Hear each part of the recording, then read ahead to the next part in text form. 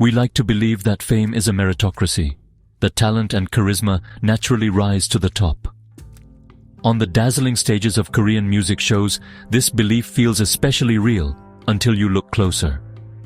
The camera isn't just a passive observer, it's a kingmaker, deciding who we see, who we remember, and who becomes a star. Fame isn't just captured, it's manufactured, one frame at a time. While we're swept up in the performance, we rarely question why one member's face fills the screen, while another fades into the background.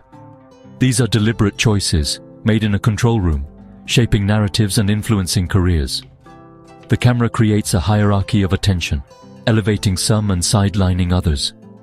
This isn't about the idols themselves, but about a system that mirrors how society sorts and values women, granting visibility to some, rendering others invisible. Understanding this dynamic is crucial. It asks us to look past the polished surface and see how fame is constructed in real time. Our perception of talent and charisma is curated, delivered through calculated directorial choices.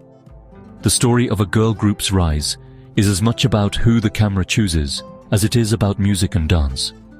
For every star in the spotlight, there's someone just outside the frame, waiting for a chance that may never come. When a girl group steps onto a music show stage, they present the illusion of equality. Coordinated, synchronized, each member seemingly essential. The choreography shifts, giving everyone a moment at the center, suggesting a level playing field. But the broadcast tells a different story. The camera, not the stage, decides who matters. Directors choose whose smile ends a verse, whose hair flip gets a replay, and who remains a blur. The promise of shared glory dissolves into a hierarchy dictated by screen time. A flawless dance break can go unseen if the camera is elsewhere. The narrative becomes about the few individuals the network highlights, not the group's synergy. We assume the most visible are the most talented. But that's a story crafted in the editing booth. The stage promises sisterhood. The camera turns it into a competition for our attention. In the end, it's the camera that whispers who to watch, who to admire, and who to forget.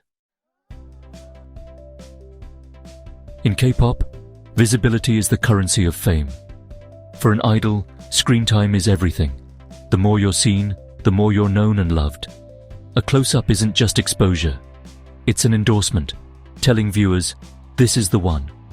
We equate visibility with talent, charisma, and importance, even when others are just as skilled.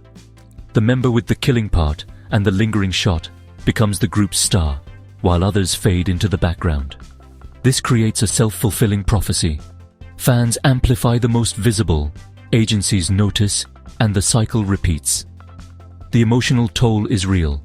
Idols pour themselves into performances, only to be erased by the camera's choices. Screen time becomes a public valuation of worth, delivered to millions. The system rewards those already in focus, while others struggle for a chance to be seen. For many, the camera's gaze is the difference between stardom and obscurity. In the end, visibility isn't just about being seen, it's about being chosen. And in K-pop, that choice shapes everything.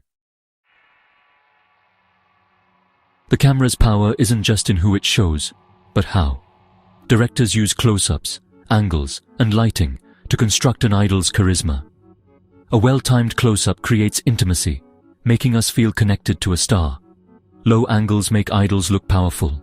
Soft lighting enhances beauty. Spotlights add drama. These choices build public personas, turning moments into viral sensations, like the now iconic ending fairy shot. The member chosen for this lingering close-up can become a star overnight. Each framing decision crafts a narrative. One member is the sweetheart, another the ace. We absorb these cues subconsciously, believing we've discovered these qualities ourselves, but it's all carefully orchestrated. The camera tells us not just what to see, but how to feel. Our emotional connection is manufactured, frame by frame. The idol's persona is a collaboration between performance and production. In the end, the camera is the unseen director of our affections. The close-up is the director's most powerful tool. It shrinks the world to a single face, forging a bond between idol and viewer. This forced intimacy bypasses the group's collective energy, creating a one-to-one connection. Fans become emotional investors, sharing and celebrating these moments as the currency of devotion. A lingering shot on a member's face lets us project our feelings, making their emotion feel real, whether it is or not. The absence of close-ups is just as telling. Some members remain distant, their performances lost in wide shots. The close-up is a gatekeeper, deciding who gets to step into the hearts of the public. For those left out, the barrier is real and lasting. The camera doesn't just capture affection, it engineers it. And in doing so, it decides who becomes unforgettable. Networks and agencies are businesses focused on minimizing risk and maximizing profit. They back the safe bet, members with pre-existing appeal or who fit beauty standards. The camera becomes their tool, reinforcing and amplifying these investments. Popular members get more screen time, pleasing fans and attracting new ones, creating a feedback loop. This strategy upholds narrow beauty standards, centering those who fit the mold and sidelining others. Extraordinary talent can be overlooked if it doesn't come with the right look or buzz. Members need visibility to build a fan base, but can't get it without already having one. The camera polices who gets a chance, prioritizing commercial viability over raw talent. For many, the system is a paradox. Prove your worth without the means to do so. In K-pop, the camera is less about art, more about risk management. Unequal camera time is just the start. It triggers a feedback loop that shapes an idol's entire career. The most visible members get noticed for solo gigs, endorsements, and variety shows. Their individual success brings more attention to the group, justifying the initial focus. Meanwhile, others remain in the background, confined to group activities. The industry pits members against each other in a silent competition for attention. The illusion of sisterhood can strain under the weight of unequal exposure. When groups disband, those with the most recognition transition to solo careers. Others face uncertainty. The seeds of future fame or obscurity are planted in the control room. The initial disparity in screen time echoes for years, shaping who stays in the public eye. In K-pop, the camera's choices have lifelong consequences. The K-pop stage is a microcosm of a broader reality. Women's visibility is often curated by others. In every field, women's value is determined by how well they fit expectations. Those who conform to norms are amplified. Others are sidelined. Success depends not just on skill, but on being palatable to the dominant culture.